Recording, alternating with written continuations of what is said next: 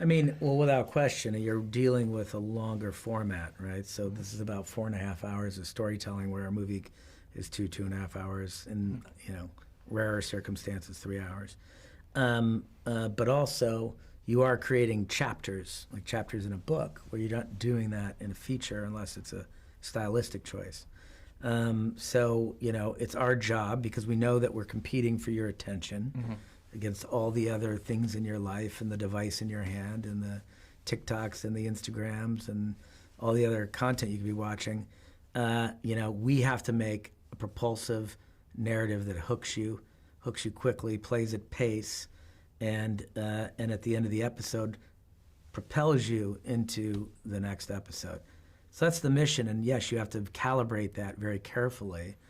And this is a show that's taken years to get to the screen, and that's part of the reason why, is that it's meticulously crafted.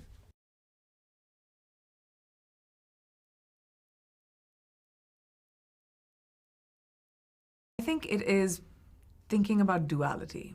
I think it was thinking about who you are and what about you and the person that you are is informed by circumstances and your experiences, and what is it actually that stays with you. So suppose your memories are erased, who is it that you were? What do you remember? Do you remember walking? Do you remember being on a bike? Do you remember motor skills? And then if you build a whole new life, when Nadia's memories and her skill set is with her, who is she between those two people? What is she, the sum of them? Does she erase a few of it? How does she grapple with, her new reality? And that was just such an interesting thing to unpack.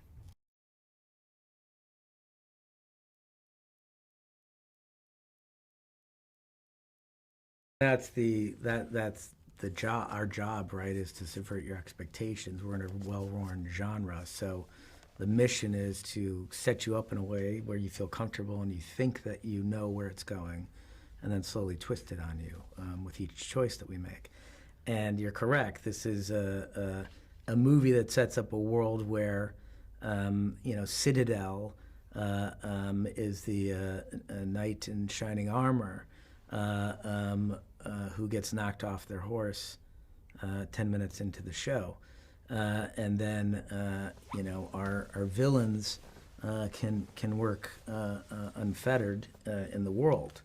Now, it doesn't change the fact that they would push, a wealth disparity gap and line their own pockets. So yes, the world would keep functioning because it has to function in order for the wealthy families behind Manticore to continue to become richer and richer. It's probably not unlike the world we live in today. But we're also based in reality, right? Like the show, our characters are not really superheroes. They don't have superpowers. The world is not ending as you know it. It's ending as you know it, not ending completely, So it continues. It's just now war has reached like your home, and it's just a bad reality you're living in because you lost the knight of shining armor for 8 years. What's interesting about that, though, is that, and you're putting your finger on something here, you only saw the first 3 episodes, but there's a question in the show about who is right and who really is the hero.